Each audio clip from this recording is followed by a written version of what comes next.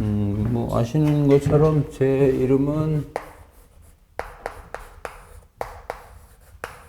저는 노승봉이고요. 우리가 지금 광구조 그리고 요게 3에서 3.5주 정도 하고 두 번째는 이제 RC를 갈 거예요. RC가 3.5 또는 뭐 3에서 이제 10주까지 이렇게 진행을 할 겁니다.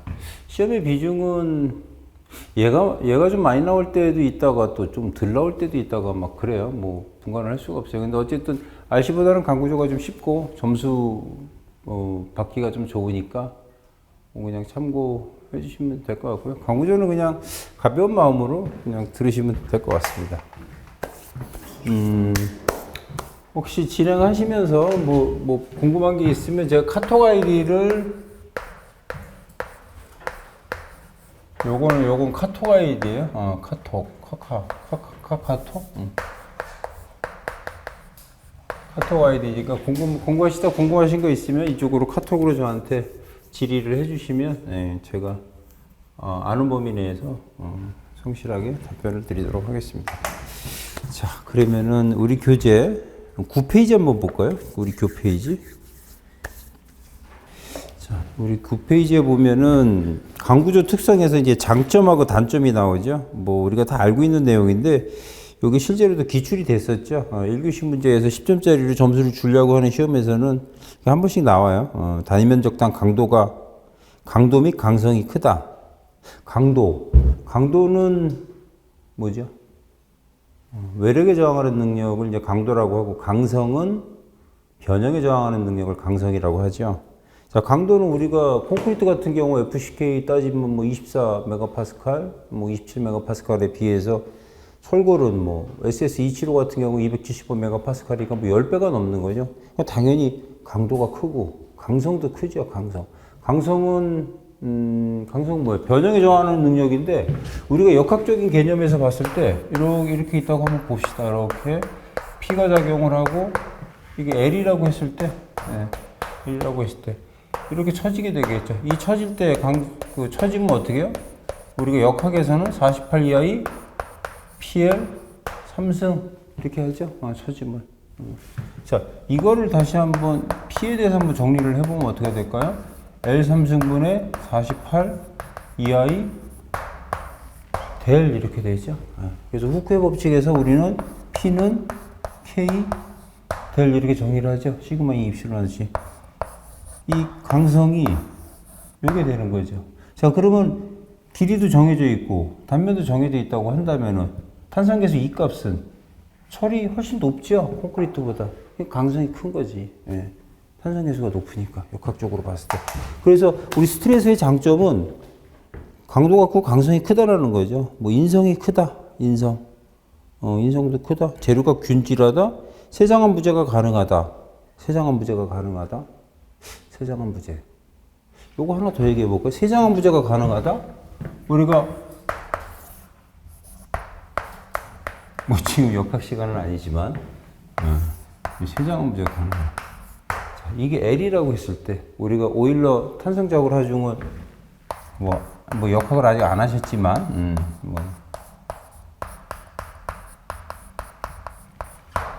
이렇게 되죠. 탄성.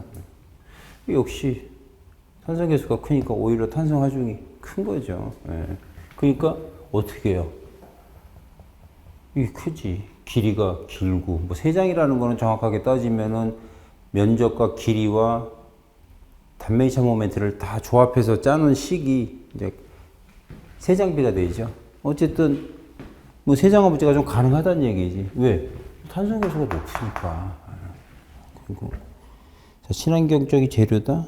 자, 단점은 뭐예요? 내화성을 고려해야 된다. 그 스틸에서 가장 단점이 뭐예요? 열이 하중을 받고 있는 상태에서 뭐 화재 등등으로 인해서 열을 받게 되면 늘어나죠. 약해지죠. 우리가 먹는 어렸을 때 먹었던 엿이라고 생각하면 똑같죠. 차가우면 단단한데 뜨거우면 이게 흐물흐물해지니까.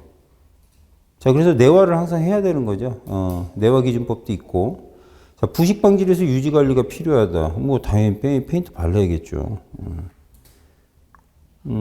자굴의 영향이 크다. 자굴의 영향이 크다는 건 뭐예요? 우리가 세장한 부재를 만들 수가 있기 때문에 자굴의 영향이 클 수 있는 거죠. 처진과 진동을 고려해야 된다. 등등 있습니다. 이 정도로 그냥 1교시 10점짜리 문제를 나오면 그냥 써주시면 될 것 같고요. 자, 그 다음에 15페이지 한번 볼까요? 15페이지. 자, 강제. 강제. 이렇게 돼 있어요. 강제. 2장 강제. 강제. 이렇게 돼 있고, 재선. 이 강제 과정은 이제 재선, 재강, 아변. 시험에는 안 나오죠. 그렇지만 기본적으로 재선은 우리가 이제 철광석으로부터 이제 그 철을 뽑아내는 과정. 그러니까 철을 뽑아내는 과정을 우리가 이제 재선이라고 하죠. 여기 책에 보면 이렇게 돼 있죠. 철광석에서 선철을 뽑아내는 과정. 선철 뽑아내는 과정. 자, 제강은 그 책 보면은 이번에 제가 두 번째 책 그거 하나만 보면은 뭐 선철에서 강제를 만들거나 아니면은 고철을 녹여서 강제를 만드는 거라 강제를 만드는 과정. 그리고 아변은 뭐예요? 모양을 만드는 과정이죠.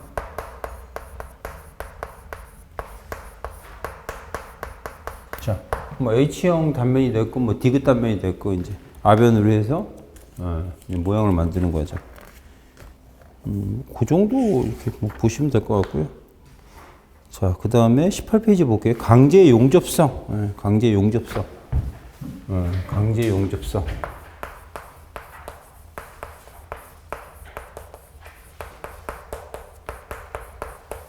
탄소당량이라는 말이 나와요. 탄소당량.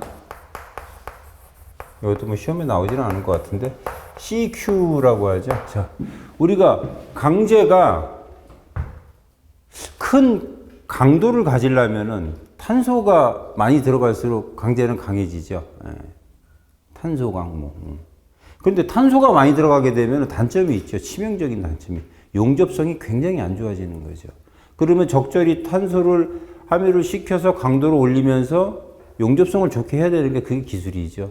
자, 그래서 그 강제 용접성의 두 번째 줄을 한번 볼까요? 밑에 2.3.3 강제 용접성 두 번째 줄. 강제 용접성을 나타내는 지표로 탄소를 포함한 용접성에 영향을 미치는 원소의 함유량으로 계산된 탄소당량, 가로치기 CEQ 이렇게 되어 있죠. 이 CEQ는 높은 게 좋은 게 아니죠. 낮은 게 좋은 거죠. CEQ가 낮은. 그래서 강제 회사에서는 이 CEQ를 컨트롤하는데 많은 신경을 쓰죠. 자, 그래서 CEQ가 낮은 게 용접성이 좋은 거죠. 그리고 이 CEQ는 여러분들 만약에 뭐 나중에 구조기사 하시고 구조감리를 나가시던가 하거나 아니면 뭐 어쨌든 검사 성적서 철근에 대한 또는 철근이 아니고 형광에 대한 H형광에 대한 검사 성적서를 받아보면 이 CEQ가 반드시 들어가 있어요. 이 CEQ에 대한 식도 들어가 있고 이 CEQ 값이 반드시 나와 있습니다. 이게 용접성을 결정하는 값이기 때문에 품질하는 쪽에서는 굉장히 중요하죠. CEQ 그냥 요 정도 강제 용접성을 결정하는 어떤 값이다. 자, 19페이지에 강제의 기계적 성질 한번 볼까요? 이건 뭐 툭하면 시험에 나오죠. 중요하죠. 자, 이렇게 있고 여기가 응력항이고 여기를 입실로 변형도 변형도 입실론이라고 표현해도 되고요. 자, 그러면 강제를 쭉 우리가 C편을 만들어서 인장을 쭉 당겨보면 얘가 그래프가 이렇게 그려진다는 거지. 쭉 직선 구간까지 쭉 가다가 곡선을 형성을 시키고 그 다음에 쭉 가다가 이렇게 다시 강도가 올라가면서 자, 끊어지는 현상이 나오죠. 자, 그러면은 여기를 한번 볼까요? 요 구간? 이 구간은 직선 구간이 되죠. 직선 구간. 자, 이 직선 구간에서 가장 중요한 건 뭐예요? 역학적으로. 후쿠의 법칙이 성립하는 구간이죠. 자, 후쿠의 법칙은 뭐예요? 후쿠의 법칙. 자, 후쿠의 법칙은 여기 있을까?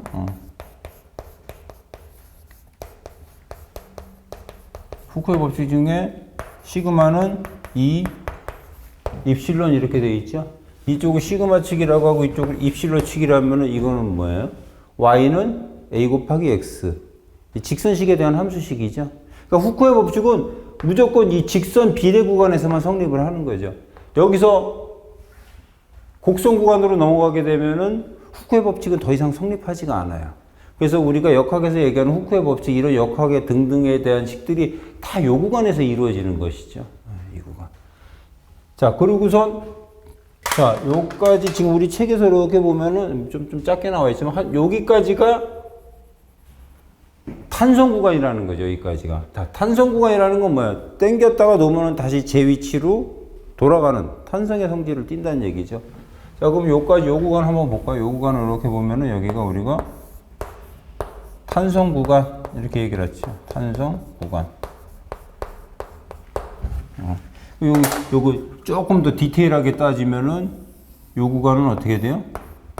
탄성 비례 구간. 네, 직선 비례 아니라 탄성 비례 구간. 여기는 뭐야? 탄성 비례 구간. 이게 비례 구간. 자, 그리고 여기 가다 보니까 여기를 우리가 상항복점이라고 해요. 상항복점. 자, 상항복점. 그리고 이렇게 내려와서 여기를 하항복점. 자, 이렇게 얘기를 하는 거죠. 그럼 이 그림을 자세히 보면 우리가 역학이나 철골에서 뭐 얘기하는 것들은 강구조에서 얘기하는 항복점은 이 하항복점을 얘기를 하는 거예요. 이 하항복점을. 자, 그럼 이 하항복점의 특징을 한번 이렇게 볼까요? 자, 여기 이 높이를 하항복점으로 잡았네. 여기를 FI라고 잡다 보면은 뭐 그림의 스케일이 약간 좀 안 맞을 수도 있겠지만 이게 탄성 구간 안에 들어가겠네. 그래서 우리가 얘기하는 그 FI 항복까지 갔다가 하중을 풀어주면은 일단 탄성이 된다고 보는 거죠. 그걸 넘어가면 이제 비탄성 고용을 하게 되고 이제 다시 안 돌아오는 거지. 그러니까 잔류 변형이 남아 있는 거죠.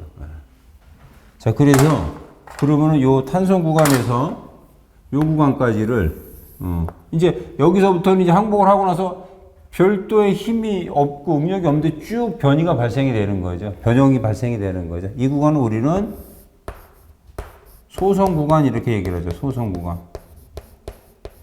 자, 그렇게 하고, 자, 소성 구간을 지나서 어느 위치까지는 또 강도가 또 발현이 된다는 얘기지. 예, 요 위치가. 그리고 이 위치를 우리가 인장 강도? 뭐라고 돼 있지? 여기는 안 써있네. 여기가 이제 최대 인장 강도가 되는 거죠. 최소 인장 강도가 되는 거죠. 여기 뭐 FU라고 해주면 되지. 자, 요 구간까지를 우리가 변형도 경화 구간, 이렇게 얘기를 합니다. 우리 책에 있습니다. 그리고 끊어지는 요 구간을 이제 네킹 구간, 파당 구간, 이렇게 설명을 하는 거죠. 자, 중요한 거는 탄성 구간까지는 다시 돌아오는 거고, 상항복점과 하항복점이 있는데, 하항복점이 우리가 얘기하는 항복 강도를, 하항복점을 우리가 항복 강도를 결정을 한다. 그리고 요 노란색이 있는 비례 구간에서는 후크 응력이 성립을 하는 구간이다. 그리고 여기서 그러니까 직선은 아니지만, 선형은 아니지만 비선형으로 들어서 요 구간, 어느 정도 요 구간까지는 탄성 구간이다. 그리고 소성 구간, 변형도 파당 구간. 요게 한 번씩 시험에 나오죠. 그래서 우리 책에도 이렇게 보면은 그게 그려져 있고, 이렇게 뒤에 이제 비례한도, 탄성한도 20페이지에 보면 이렇게 나오죠. 저랑 페이지 같죠? 네. 이렇게. 자, 이렇게 됩니다. 자, 그런데 또 한번 그려볼게요. 이게 응력이고, 변형이라고 합시다. 자, 이거는 이제 연초를 얘기를 한 거고, 시편을 전기로에다가 고열로다가 가열을 시켜요. 그 다음에 공랭을 시킨 다음에 땡겨보면은 이런 형태가 나오지는 않고, 일단 우리가 그 철을 열처리 시키면 철이 강해진다 그러잖아요. 경도도 높아지고 인장 강도도 높아져요. 네. 자, 그렇게 되면 얘가 우리 책에 두 번째 그림에 나와 있는 것처럼 이런 식으로 해서 이런 식으로 발생이 되다가 끊어진다 이거야. 그러면은 지금 이 그래프에서는 우리가 명확하게 어디가 항복 강도인지를 찾을 수가 없다라는 얘기지. 그래서 이때 얘기하는 게 우리 책에 보면은 0.2% 옵셋법하고 0.5% 익스텐드법, 뭐 옵셋법, 익스텐드법이라고 얘기 나오지는 않았지만은 자, 이 기울기에 대해서 이 변형률에 대해서 0.2%를 그대로 이렇게 0.2% 그대로 했을 때 만나는 점, 이 점을 우리가 항복 강도로 정하자. 또는 여기 쭉 당기면은 0.5% 변형률에서 그대로 올린 이 위치를 FI로 하자. 항복 강도로 하자. 시험에 나왔죠, 이것도. 그래서 이렇게 해서 항복점이 뚜렷하게 나타나지 않는 열처리 강제 같은 경우에는 이제 이런 식으로 항복 강도를 결정을 한다. 라는 거죠. 그리고 뭐 여기 7번에 보면 전단 탄성계수 G라는 걸 한번 나오죠. 그거 여기 한번 써볼까요? G. 전단 탄성계수 G하고 이 값, 탄성계수 값, 뭐 0계수라고도 하죠. 예전에 0이라는 분이 하는 거라. 자, 그래서 이 관계는 요거는 뭐 그냥 하나 기본적으로 역학 시간은 아니지만 요거를 좀 하나 좀 알아두고 있으면 좋죠. 물론 시험에서 이 G값 줍니다. G값을 주든지 이 포화성의 B값을 주죠. 그래서 구하게 되죠. 자, 그럼 요거 한번 계산해 보면 우리가 지금 뭐 이따가 또 나오겠지만 우리가 지금 요번에 기준 바뀌면서 과거에 205000에 대한 탄성계수 값을 205000으로 했는데 이게 기준이 KDS를 넘으면서 210000으로 바뀌었죠. 그리고 보통은 이 포화성의 B는 뭐예요? 그 길이 변형률과 폭 변형률에 대한 B가 포화성의 B죠. 보통 이거 0.3 잡습니다. 0.3. 그러면 210000 그리고 2에 1 플러스 포화성의 B 0.3 잡아주면 대략 이게 한 81,000 정도가 나오는 거죠. 이 값은 21000. 이건 우리가 하면서 이제 계속 나오죠. 계속. 안 헤어질 수 없을 정도로. 그래서 7번의 전단 탄성계수 이제 칸에 있는 게 이제 종탄성계수와 전단 탄성계수와의 관계식이 이제 여기 하나 나오는 거죠. 자, 그 다음에 21페이지 한번 볼게요. 21페이지. 이것도 내용이.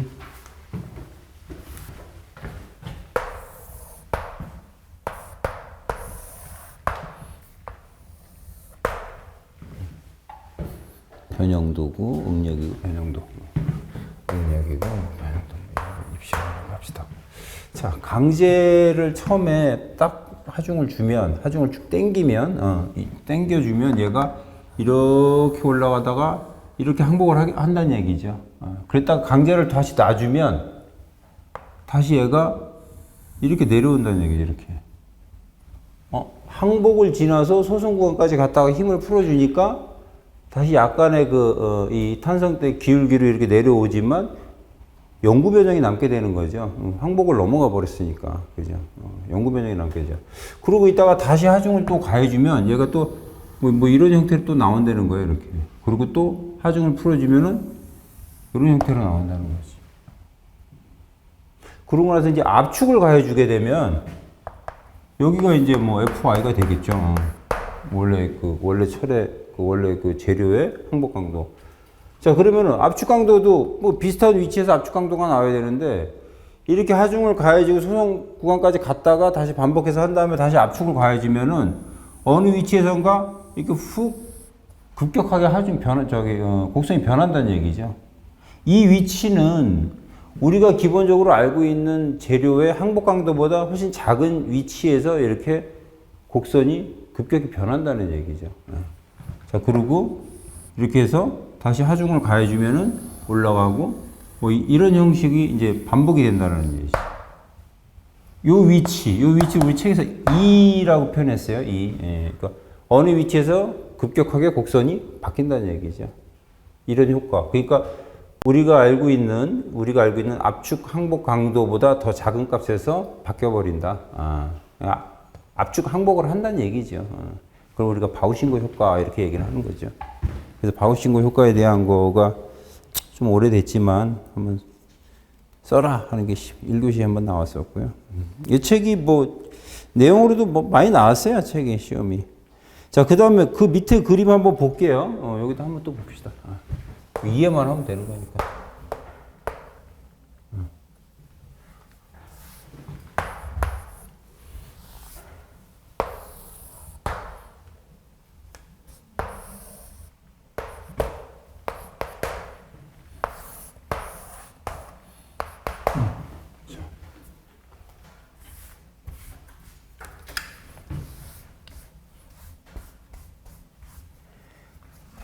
자, 이거 쭉 당겼어. 이렇게 쭉 당겨갖고, 원래는 이제 더 당기게 되면 이렇게 이제 넘어가겠죠.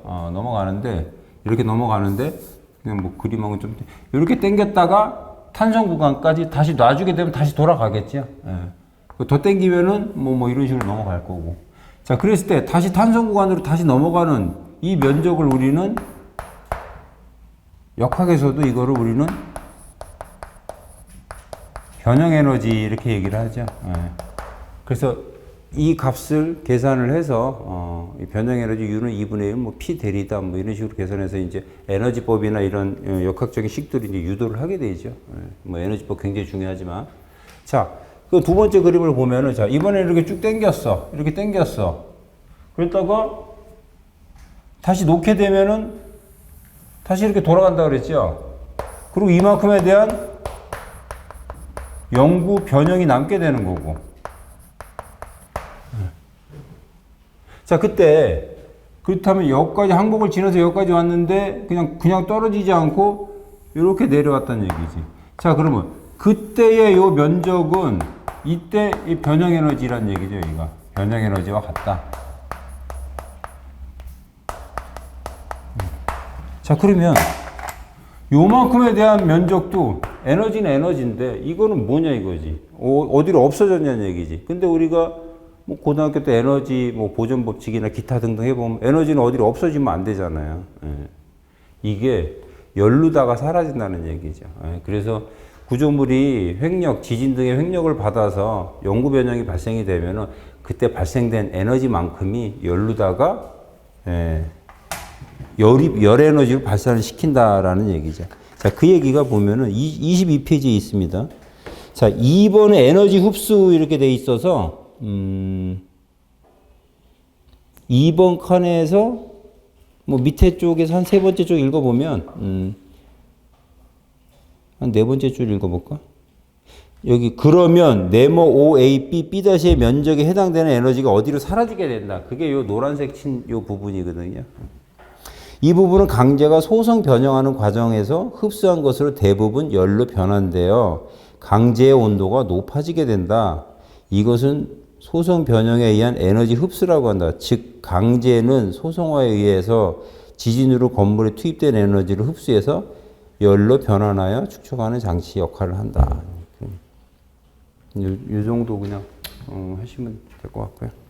자, 그 다음에 이제 라멜라 티어링 한번 볼게요. 22페이지, 23페이지 그림. 자, 라멜라 티어링은 한마디로 얘기하면은, 두께 방향 균열 발생하는 거 우리가 라멜라 티어링이라고 합니다. 자, 우측의 그림을 보면 우리가 아변하는 과정에서 계속 롤에서 계속 누르면서 이렇게 해서 성형을 하게 되죠. 그 사이에 사실은 그 강제, 그게 뭐, 스틸 플레이트가 됐건 HBM이 됐건 계속 이렇게 어떤 층을 형성을 하게 되는 것이죠. 층을 형성하게 돼요. 자, 그런데, 이거 좀 지우고.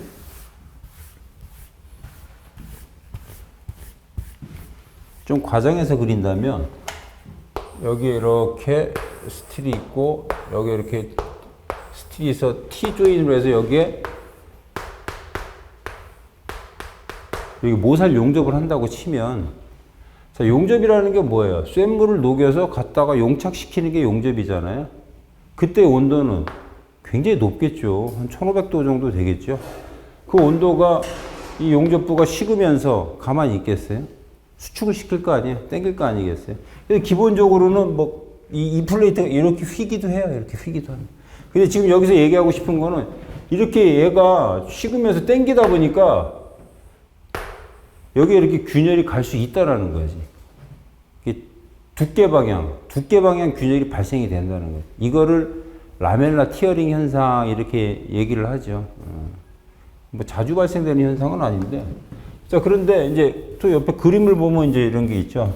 지금은 요즘은 뭐 박스 칼럼 같은 경우를 쓰지는 않지만 예전에는 그 박스 칼럼을 많이 썼어요.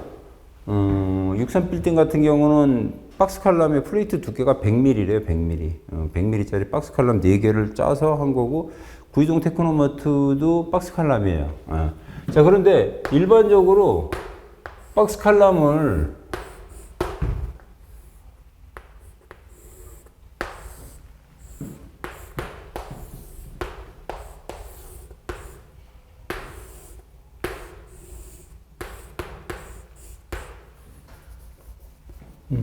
이렇게 해서 여기다 용접하면은 박스 단면이 되는 거잖아요. 네, 박스 단면이 되는 거죠. 자, 이렇게 용접을 완전 용접을 시키기 위해서 용접을 했더니 여기 이렇게 균열이 가더라는 얘기지. 특히 예전에는 더 철강에 대한 기술이 좀 더 적었을 때는. 실제로 보면 이 균열이 보여요.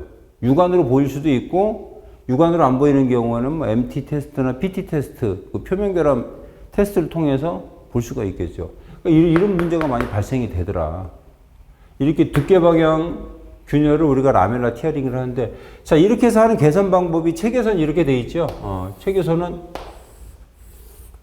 그러면 이렇게 하면 좀 줄어들 거다. 이렇게 하면 여기다 용접을 해버리면 두께 방향이 좀 안 생길 거다는 얘기인데, 근데 실제로 이렇게 하지는 않아요. 자, 박스 칼럼에 대한 용접은 우리가 뭐 서브머지드 아쿠 용접, 뭐 대전류 아쿠 용접이라고 그러고 굉장히 전류값이 굉장히 큰 용접기를 사용하기 때문에 이렇게 버리면 여기 다 녹아서 없어져 버려요. 이 끄트머리가. 그래서 실제로는 이렇게 하지 않고 이거를 계산하기 위해서는 이렇게 한다는 얘기지. 이렇게 박스를 만들어야 되는데 여기를 이렇게 해서 여기를 이렇게 해서 용접을 해주면 그 라멜라 티어링 현상이 훨씬 줄어요. 그래서 지금 뭐 이렇게 한다 저렇게 한다라는 뭐 개념보다는 지금 우리 교재에서 나와 있는 거 보면은 용접 어떤 그 형상을 좀 변화시켜서 그 두께 방향 그 균열을 조금 막을 수 있다. 뭐 그런 내용. 이제 그림 2.11 밑에 그림을 보면 라멜라 티어링 방지를 위한 용접 상세 개선 이렇게 돼 있죠. 예. 그 시험에 나오면 어떻게 돼요? 뭐 이게 현실성이 있든 없든 이 그림 그려야지 뭐. 이 그림 그려야 돼. 라멜라 티어링 나오면 예전에는 몇 번 나왔는데 요즘 잘 안 나오죠. 뭐 나온 지가 좀 됐는데. 자, 그다음에 2.4에서 온도에 따른 강제의 성질 변화 한번 볼게요. 예. 자, 강제는 온도가 올라가면 당연히 강도가 떨어지죠. 근데 강제가 아까는 온도를 올렸다 식힌 다음에 하면은 강도가 올라가고선 이 선도가 이렇게 돼서 우리가 뭐 0.2 옵셋법, 0.5 뭐 익스텐드법을 해서 찾았는데 뭐 강도가 떨어진다네 얘기를 하는 거죠. 뭐 문제는 뭐냐면은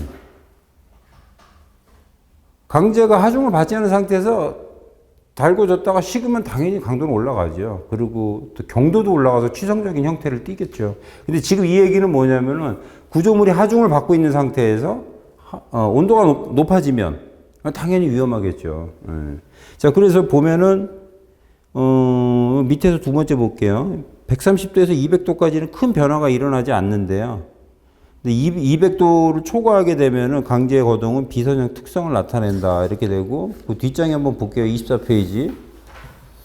중요한 얘기죠. 위에서 두 번째도 중요한 얘기죠. 뭐 100에서 300도 사이에서는 변형도 노화 현상에서 일시적으로 소폭 증가하는 현상을 보이나, 중요한 얘기가 아니에요. 중요한 거는 뭐냐면 그 밑에 줄이죠. 약 600도 정도에서는 인장 강도와 항복 강도는 상온에 비해서 절반 정도로 감소하게 된다는 얘기죠. 그러니까 구조물이 하중을 받고 있는 상태에서 화재가 일어나서 600도 이상의 열을 받게 되면, 장시간 열을 받게 되면은 강도가 절반으로 떨어지는 거죠. 근데 우리가 설계할 때 내력비를 뭐 그렇게 여유 있게 주지 않으면 확 대변형이 일어나거나 붕괴가 되는 거죠. 그래서 600도 정도에서는 2분의 1 정도로 감소한다라는 말이 이제 좀 중요한 얘기가 되겠죠. 자, 그 다음에 탄성계수 변화는 강제 변형과 직접적인 관계가 있으므로 매우 중요하다. 600도 정도에서 강성은 상온에서 60% 정도로 감소한다. 온도가 250도에서 300도 정도에서는 강제 크리프 현상도 증가된다. 크리프 현상이라는 거는 우리가 보통 이제 콘크리트에서 많이 쓰죠. 크리프 현상이라는 건 뭐예요? 일정 응력하에서 변형률이 증가하는 거예요. 콘크리트 쳐놓고 오랜 시간이 되면 콘크리트가 축 처지는 거. 우리가 이제 크리프 현상이라고 하죠. 근데 콘크리트만 있는 줄 알았더니 강제에도 있네요. 크리프 현상이. 자, 저온에서 거동. 여기 있는데 저온은 당연히 우리가 그 엿가락을 생각한다면은 뜨거운 여름에는 뭐 쭉쭉 휘지만 겨울에는 단단하잖아요. 당연히 취성을 띠겠지. 자, 그래서 보면은 한번 읽어볼게요. 일반적으로 강제의 온도가 낮아짐에 따라 인장강도, 항복강도, 탄성계수는 증가하며 다면 수축 인성은 급격히 강소한다. 또한 천이 온도 이하에서는 물리적인 성질이 바뀐다. 노치나 균열 등의 결합이 있는 부지에 충격 하중이 작용하면 치성 파괴가 일어난다. 연성과 인성이 감소함에 따라 변형 능력이 줄어든다. 결국 치성 파괴 같은 현상이 일어나기 쉽다. 자, 저온에서 겨울철에 가장 중요한 거는 사실은 용접이죠, 용접. 겨울철에 용접을 했는데 예열 후열을 제대로 하지 않으면 우리도 뭐 사람도 똑같죠. 겨울철에 몸이 이렇게 움츠려져 있는데 갑자기 뭐 100m를 뛴다든가 뭐 이렇게 갑자기 움직이면 몸에 부담이 오겠죠. 그런 것처럼 똑같다는 개념으로 보시면 돼요. 겨울철에는 반드시 용접 부위 예열 후열 처리를 해야 되는 거죠. 그러니까 저온의 상태를 좀 없애자는 얘기지. 저온의 상태를 가공하기 전에. 자, 여기서 천이온도라는 용어가 나오는데요. 천이온도라는 말은 뭐 사전적인 의미로는 이제 이렇게 돼 있죠. 천이온도. 책이 없으니까 일단 한번 써볼게요. 천이온도.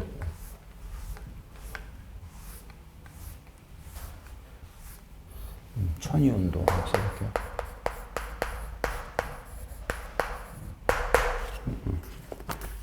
책에는 없어요. 제가 그냥 써놓은 거니까. 파괴 형식이 급격하게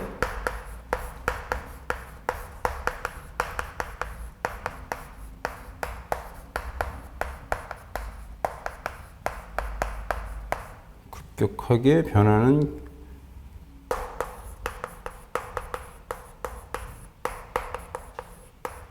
경계상의 온도. 자, 이렇게 해서 일반적으로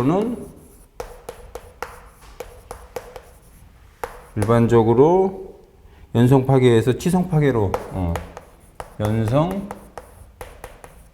파괴에서 취성 파괴.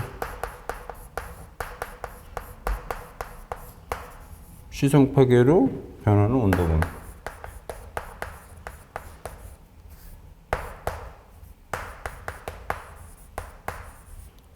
온도 범위. 중요한 건 아닌데 어쨌든 천이온도라는 용어가 나왔으니까 이렇게 하는 거예요. 자, 아까 이거 한번 다시 한번 볼까요? 자. 이렇게 와서 여기 끊어졌어. 자, 아까 여기는 변형 에너지라고 그랬죠? 변형 에너지. 딱 끊어졌을 때 이 전체 면적. 이걸 우리는 이 면적을 인성 이렇게 얘기하는 거죠. 인성. 끊어졌을 때에 그때까지 발생하는 에너지 크기를 우리가 인성 이렇게 얘기를 하는 거고요. 자, 그러면은 뒤에 이제 뭐 볼트도 나오겠지만은 우리가 변형률, 입실론 변형률이라는 게 나오고 연신율이라는 게 나오죠. 연신율. 뒤에 나오면 나옵니다. 연신율. 자, 그러면은 요거는 뭐 책이 없는데. 자, 이 직선 구간을 우리가 후크의 법칙이 성립한다고 해서 시그마는 이 입실론 하는 거죠. 입실론은 뭐야? 입실론은 L분의 델타 L. 기본 길이 중에 기본 길이분의 그 늘어난 길이의 비를 입실론 변형률이라고 합니다. 시그마는 이 입실론은 이 변형률의 조건은 뭐냐면은 요 구간에서만 해당이 되는 거죠. 요 구간에서만. 자, 그런데 만약에 C편을 내가 이렇게 만들었어. 이렇게 만들었어. 그리고 여기다 표점거리를 딱 줬어요. 100mm L이라고 합시다. 그래서 생겼어. 딱 끊어졌어. 딱 끊어졌어요. 표정거리가 이렇게 늘어났어. 그럼 이 길이는 L 플러스 델타 L이 되겠죠. 자, 이때는 L분의 여기서 발생된 델타 L을 우리는 변형률이라고 하지 않습니다. 이거는 연신율이라고 합니다. 연신율. 연신율. 그러니까 변형률은 직선 구간에서, 그러니까 탄성 구간에서의 그 길이에 비 L분의 델타 L을 변형률이라고 하고 파괴 후에 체크했을 때의 길이의 비를 우리는 연신율이라고 하죠. 그래서 연신율이 철근의 연신율은 얼마 이상이어야 돼. H빔의 연신율은 얼마 이상이어야 돼 하고 여러분 성적서 나중에 철근이 됐건 형광이 됐건 보면 연신율이 나와 있죠. 변형률은 뭐 0. 얼마 이렇게밖에 안 돼요. 근데 연신율은 어떻게 돼요? 19%, 20%, 21% 이렇게 크죠. 그래서 연신율과 변형률은 완전히 틀린 거죠. 그리고 인성에 대한 개념. 그러니까 결국은 시성 파괴라면 인성이 적어진다는 얘기는 뭐예요? 변형을 얼마 하지 않고 끊어진다는 얘기지. 그럼 왜 면적이 작아지니까 다시 인성이 작은 거죠. 자, 그 정도 하고, 뭐 기본적인 사항들이니까. 자, 그 다음에 우리가 한번 봅시다. 밑에 표를. KDS 3503 이렇게 나오고, KDS 3515 이렇게 나오죠. 자, 여러분들, KDS 3503 그러면 기본적으로 여러분 생각을 하셔야 돼요. SS275. 우리가 KS 기준에서 KDS 3503이, SS275는 KDS 3503에 들어가고, SM35, 이런 것들, 나오죠? SM으로 들어가는 것들. SS는 스틸퍼 스트럭처, 일반 구조형 아변강제로 우리가 SS라고 하죠? SM은 아주 예전에 제가 신입사원 때는 SWS라고 그랬어요. 스틸퍼 웰딩 스트럭처 했는데, 이게 바뀌었죠? 언젠가부터 SM제로. SM은 뭐, 스틸퍼 마린. 그러니까 우리 선박에서 용접을 많이 하니까 용접이 많이 들어가는 자재는 SM이라고 부르자. SM의 약자는 스틸퍼 마린. 그래서 우리가 많이 쓰는, 건축에서 많이 쓰는 SM35는 KSD 3515다. 요 정도 두 개는 좀 알아주셔야 되고요.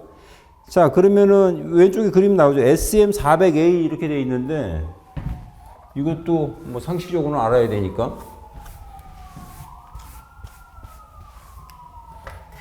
자, 지금 책에서 이렇게 돼 있어요. SM400A 이렇게 돼 있어요.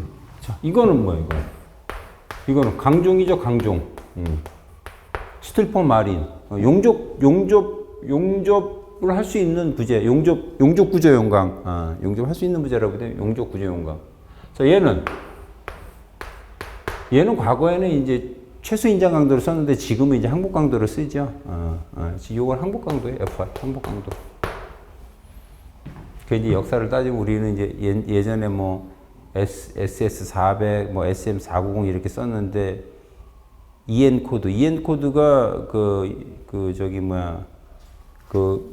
EN 코드가 BS 브리티시 코드하고 같이 합쳐지고 어쨌든 EN 코드에서는 여기를 항복 강도로 하는 걸 이제 우리나라도 지금 따라가는 거죠. 여기 항복 강도가 들어가는 거. 자, 그럼 A는 뭐예요? A는 시험에 나오려는 건 모르겠지만 이게 중요하죠. A는 충격 흡수치에 대한 등급이에요. 그러니까 A는 아무 기준이 없는 거야. 근데 B는 책이 안 나와요. 지금 B는 0도씨에서 27줄 이상의 에너지를 흡수할 수 있는 능력이 됐을 때 우리가 B라는 값을 넣습니다. C는 0도씨에서 41줄인가? 47줄인가? 47줄? 47줄에 그 충격을 흡수할 수 있는 정도의 그레이드라는 거지. 그런데 우리가 그 건축에서 쓰는 스틸은 뭐 그렇게 동화중을 많이 안 받잖아요. 평소에.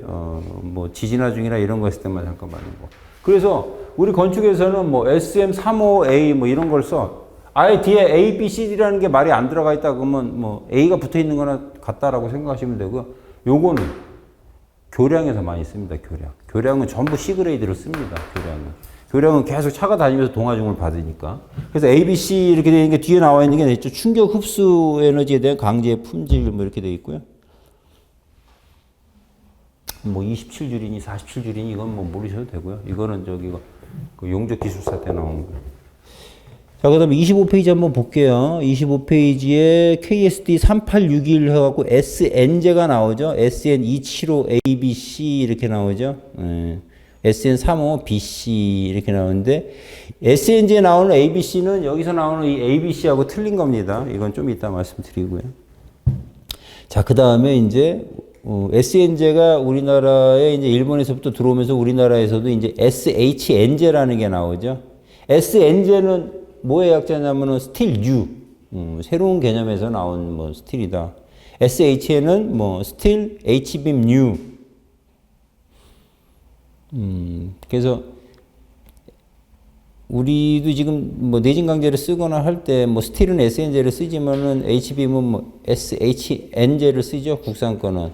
뭐 일본 거 수입해서 쓸 때는 뭐 일본은 뭐 SN제가 스틸 플레이트도 나오고 H빔도 나오니까 다 쓰는데. 자, 그렇게 한번 보시고요. 자, 밑에 주 2번 한번 볼까요?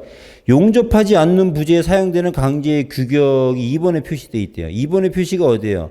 밑에서 하나, 둘, 셋, 넷, 다섯 번째 보면 KSD 3503, 뭐 3566 이렇게 돼 있는데 뭐 3566, 3568 그건 다 필요 없고 우리가 하는 거는 그러면은 3503에 보면은 SS315, SS410 이렇게 돼 있죠. 이 부재는 용접을 하면 안 된다는 부재죠. 왜 그러겠어요? 강도를 높이기 위해서는 당연히 탄소 함유량이 높아져야 되는데 탄소 함유량에 대한 큰 제어가 없으면 용접성은 떨어지는 거죠. 그러니까 쓸 수가 없는 거지. 그러니까 어떤 분들은 보면은 SS275도 용접하면 안 되는 부재 아니야? 이렇게 얘기를 하고 있는데 우리 기준에서는 용접하면 안 되는 부재는 이렇게 특정하고 있죠. 예. SS315 이상 뭐 이런 것들은 용접에서 우리가 쓸 수가 없는 거죠. 그렇다 보니까 이런 부재는 현대제철이나 동국제철에서 생산도 안 하죠. 수요가 없는데 생산을 하겠습니까?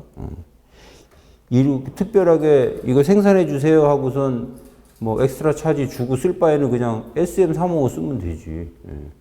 여러분도 상식적으로 SS275하고 SM355하고 가격 차이가 얼마나 나는지 아세요? 톤당 5만 원밖에 차이 안 나요. 톤당 5만 원밖에 차이 안 나요. 엄청 차이 나지가 않아요. 그만큼 강제에다가 뭐 기술은 들어가겠죠. 인장 강도를 좀 늘리고 항복 강도를 올리는데 뭔가 좀 뭐 들어가겠죠. 들어가지만 그렇게 우리가 강제를 크게 선택하는데 큰 영향을 줄죠. 물론 뭐 큰 프로젝트 하나 하는데 뭐 몇만 톤 들어가면 5만 원이 클 수도 있겠지만 별로 크지 않아요. 그냥 5만 원 들어간다 생각하면 돼. 내가 설계를 하는데 이거 SM35로 넣을까? 기둥은 SM제인데 이거 보는 그냥 275도 해도 될 것 같은데 서로 또 강정이 틀리니까 용접성도 또 좀 걱정되고 그러면 그냥 보호 부재 뭐 588, 300, 뭐 500에 200 그냥 SM35 넣어주시면 돼요. 5만 원 비싸요. 5만 원. 자, 26페이지. 요즘 시험에 안 나오는데요. TMCP가 나오죠. TMCP. 열 제어해서 나오는 건데 이 TMCP가 가장 중요한 건 뭐냐면은 강제가 두꺼워지면 항복 강도가 저감하게 되죠. 근데 TMCP는 80mm까지 강도를 저감시키지 않아요. 그래서 일반적으로 우리가 구조물에 쓰는 거는 SM35까지는 그냥 뭐 A 그레이드 강종을 쓰는데 뭐 SM420 그거 이상 넘어가면 뒤에 TMC를 강제를 웬만하면 쓰려고 하죠. 강도가 높아지니까 품질에도 좀 걱정되고. 그리고 SN 이제 한번 볼게요. SN 스틸 뉴라고 되어 있죠. 그리고 중간에 보면은 항복비를 80 이하로 제한하고 있다 이렇게 되어 있죠. 항복비. 항복비가 높은 게 좋아요? 낮은 게 좋아요? 대답 좀 해주세요. 계속 저만 얘기하는데 뭐가 좋아요? 항복비 높은 게 좋아? 낮은 게 좋아? 그렇죠. 항복했어. 깨졌어. 조금 더 높이 그릴까?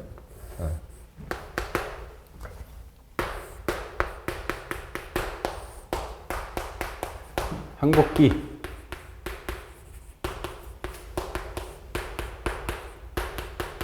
자, 이렇게 항복비. 우리가 보통 설계하는 거는 다 이 안에서 설계가 이루어지죠. 이 안에서 설계가 이루어지죠. FI 항복 강도에서 설계가 이루어져요. 자, 항복하고 나서 건물이 막 항복하고 나서 대변형을 일으키네. 조짐이 이상하네. 빨리 대피해야겠다.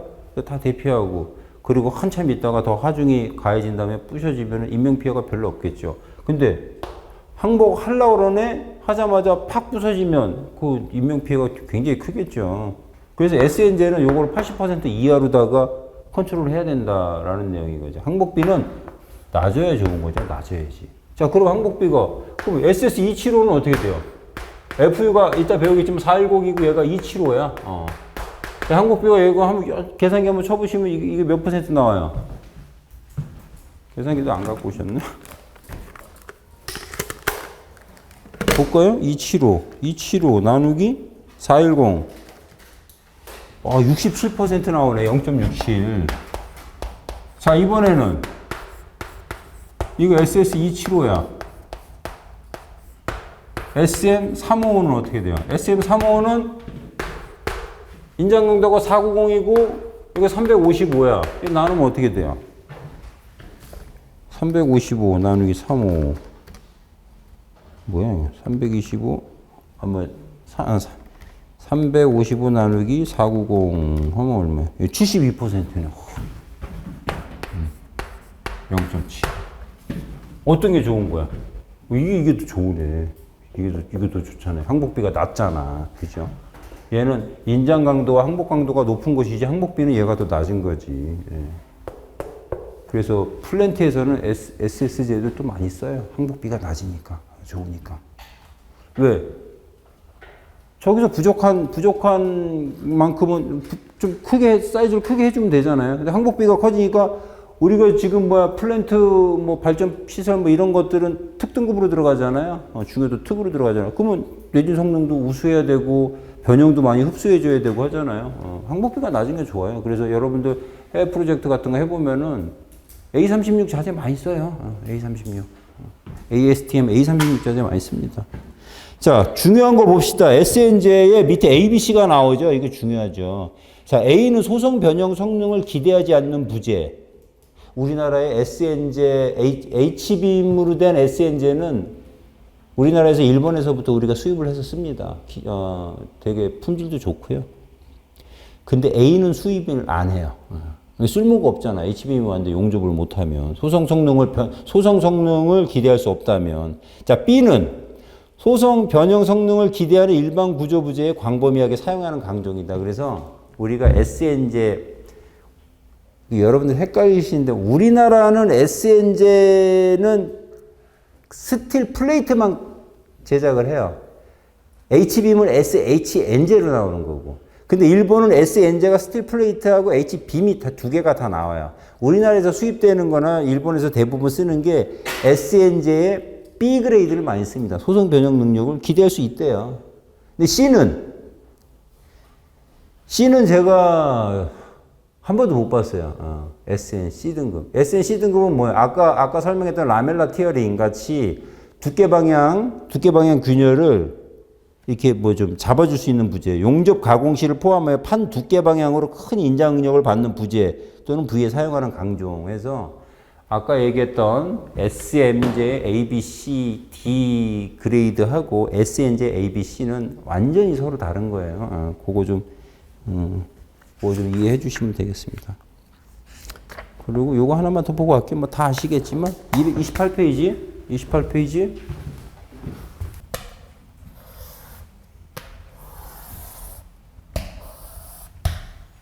프렌치 좀 두껍게 HBB 이렇게 됐을 때 우리가 어떻게 여기 밑에를 H라고 그러고 B라고 그랬죠? 여기를 H라고 했어요. H 그리고 B 여기를 T1 T2라고 그래서 우리가 호칭할 때는 어떻게 돼?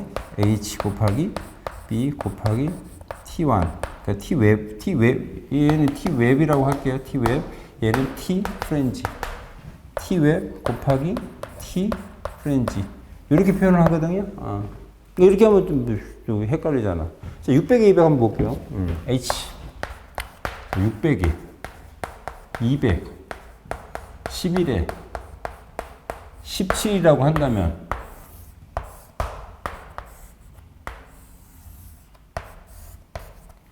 여기 끝에서부터 여기 끝에가 600이라는 얘기고, 여기서 여기까지가 200이라는 얘기고, 요게 T1, T웹, T2, T프렌지. 이렇게 되는 거죠.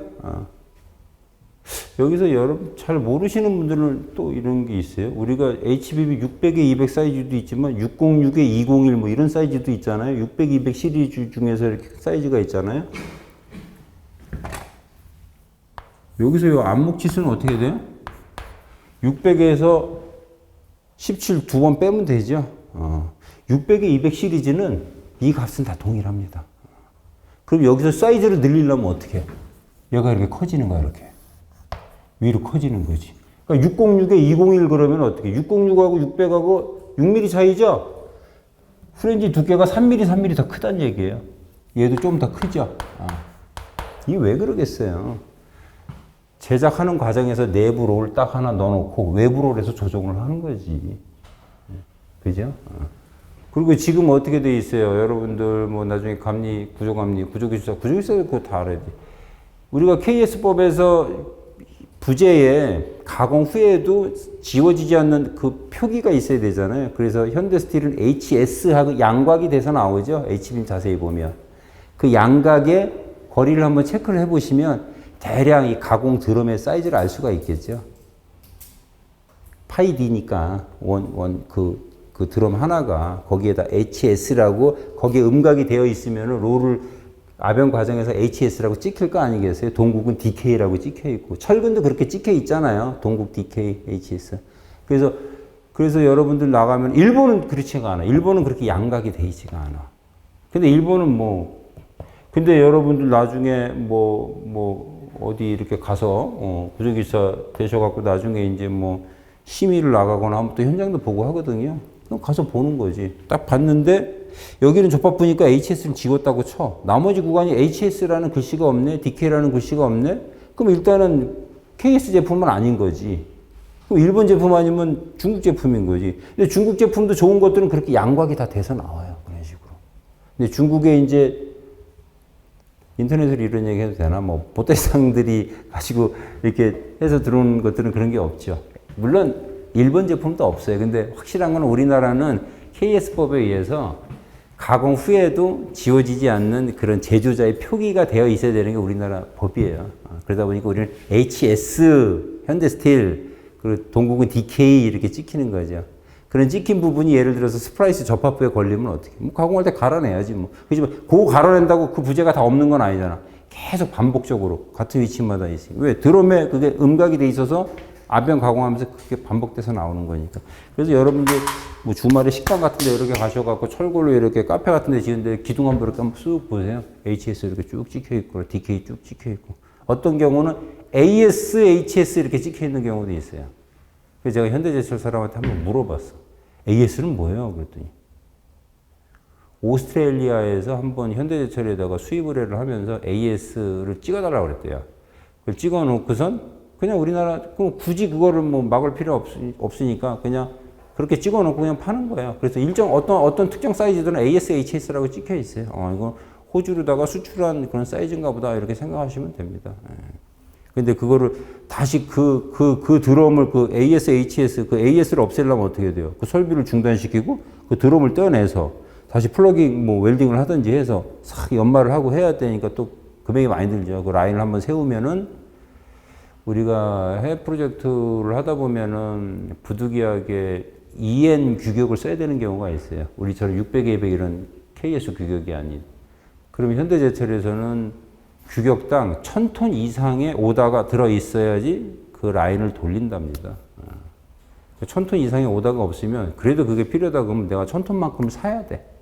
아니면 그 현대제철에서 유럽에다 수출한 걸 우리가 역수입해서 쓰든지 이렇게 되네. 그만큼 라인을 한번 세운다는 거는 그 제철소에서는 대단한 일이죠. 참고로 이렇게 할까요? 재료 강도 몇 개만 좀 더 보고 쉽시다. 자, 이 30페이지 한번 볼게요. 30페이지. 자, 우리가 쓰는 거를 SS275하고 SM35 요 부분은 좀 별표를 치시고 반드시 외워야 되는 거죠. SS275에 대한 항복 강도는 275 메가파스칼. 근데 16mm 기준이네. 16mm가 초과되면은 10메가파스칼만큼 줄어드는 거예요. 그죠? 자, 이거 봐보세요. 600에 111에 17이야. 얘가 SS275야. 그럼 요거 기준으로 하면 275인데 요거 프렌즈 기준으로 하면 265네. 그죠? 그럼 우리는 이걸 어떻게 써야 돼? 260으로 써야지. 보수적으로 써야죠. 보수적으로. 자, SM35야. 이것도 16mm 기준으로 해서 35하고 34하고 10메가파스칼이 빠지죠. 그리고 FU 봅시다. FU. SS275가 과거에는 SS400으로 해서 FU 값이 400메가파스칼이었는데 410으로 늘었어요. 그리고 SM35는 490. 이것도 외워야 되십니다. 자, 우측에 31페이지. 그 밑에 한번 표 볼까요? TMC는 어떻게 돼요? 80mm 기준으로 해서 80mm까지는 275, 35 그냥 그대로 쓰는 거죠.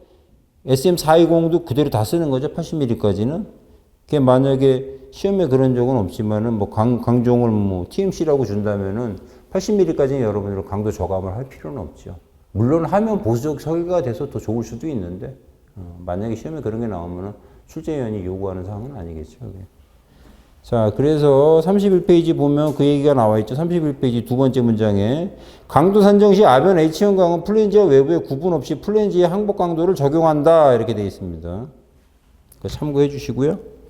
뭐 볼트는 이따가 설명 드릴 거고. 자, 32페이지 한번 볼게요. 32페이지 표를 보면은 지금 우리 기준에서 강구조에서는 탄성계수 2값, 정탄성계수 2값을 210,000 메가파스칼로 쓰고 있고 전단 탄성계수는 81,000을 보고 있어요. 물론 이제 시험에서 따로 값을 주면 그 값을 적용을 하면 되겠죠. 자, 포화성해비는 0.35를 하고 선팽창 계수. 자, 아까 이 값이 210,000 메가파스칼. 자, G 값은 이건 뭐 대략 계산해 보면 2 플러스 1 플러스 6. 여기 대략 계산해 보면 80 얼마인데? 81,000 써. 자, 그 다음에 뭐가 돼 있지? 포화성의 비는 아까 0.3. 자, 역학 시간에 많이 나오죠. 이 스틸의 알파. 그 선팽창 계수, 열팽창 계수는 어떻게 해요? 1.2 곱하기 10의 5승인가? 10의 5승, 10의 마이너스 5승. 1.2 곱하기 10의 마이너스 5승. 퍼 도시. 퍼 도시로 되어 있나? 퍼 도시. 이런 표. 요거. 우리가 콘크리트 성립 이유 중에 가장 큰 거 중에 가장 큰 거? 큰 거 중에 하나는 뭐예요? 콘크리트의 열팽창 계수와 이 스틸의 열팽창 계수가 유사하다. 그렇기 때문에 1차 고동이 가능하다. 그래서 콘크리트 성립 이유 기출문제죠, 그것도. 자, 밑에 폼미세스 방식이 있어요. 폼미세스. 우리가, 전단과 인장을 동시에 받는 경우에 우리가 그러면 어떻게 계산을 할 거냐? FI 값을. 어떻게 계산을 하냐? 폼미세스 방식 이렇게 돼 있죠? 제곱 플러스 3에, 이거 V인데 저는 그냥 타우라고 쓸게요. 여기 폼미세스 방식이고요. 자, 밑에 하나 더 있죠? 모살 용접, 필렛 용접에서 이따 하겠지만, 플러스 그냥 타우 제곱 이렇게 쓴다는 거지. 인장과 전단 뭐 압축도 마찬가지겠지만 인장과 전단이 조합됐을 때의 조합식은 이렇게 써라. 근데 우리가 강구조 우리가 시험 공부를 하면서 하는 거는 얘는 이렇게 생각하시면 돼요. for 플레이트, for 플레이트라고 해서 PLAT. 이거는 모재용. 자, 얘는 for 웰딩, 모살 용접. 오늘 다 합니다. 자, 모살 용접인 경우에는 요 값을 씁니다. 그러면은 나중에 이따가 하겠지만은 인장과 전단을 동시에 받는 부재를 검토할 때 그 모재에 대한 부재, 그 플레이트에 대한 부재는 요거를 검토를 해야 되고 용접부에 대한 검토는 요거를 검토해 줘야 된다는 거죠. 이따가 문제 나오면 하면 되고요.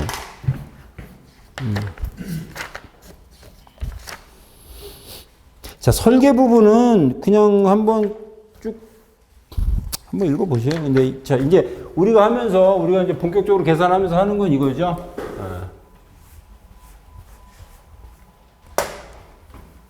RU 소요 강도는 공칭 강도의 강도 저항 계수를 한 설계 강도가 커야 된다라는 대원칙인 거죠. 이 값은 소요 강도는 각종 설계 계수값을 더해서 하중을 늘려주는 거고. 근데 그거 그냥 쭉 보시면 되고요. 활하중 저감이라는 게 한번 나오죠. 42페이지. 이것도 그냥 간단하게만 말씀드릴게요. 활하중 저감. 자, 우리가 2층 건물이 있는데 활하중이 뭐 사무실 용도야. 사무실 용도로 해갖고 우리가 활하중을 다 적용을 했어. 근데 그 건물이 1층과 2층에 활하중이 100% 다 찰 가능성은 적겠죠. 그러다 보니까 활하중 저감을 하는 거죠. 활하중 저감을. 야, 이렇게, 물론 그거를 다 놓고 설계를 하면 좋죠. 부재도 튼튼하고. 그렇지만 부재를 하다 보면 너무나도 비경제적일 수도 있을 거 아니겠어요? 야, 그렇다면은, 야, 우리가 쓰는 이 건물이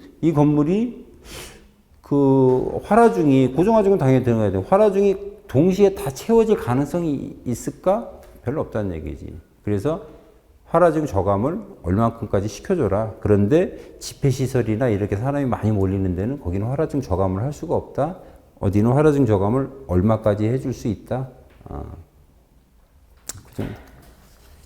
이게 43페이지에 있는 거, 이거 지붕 활하중, 이거 어떻게 외웁니까? 이런 거. 못 외우지. 이 정도만 하시면 되고요.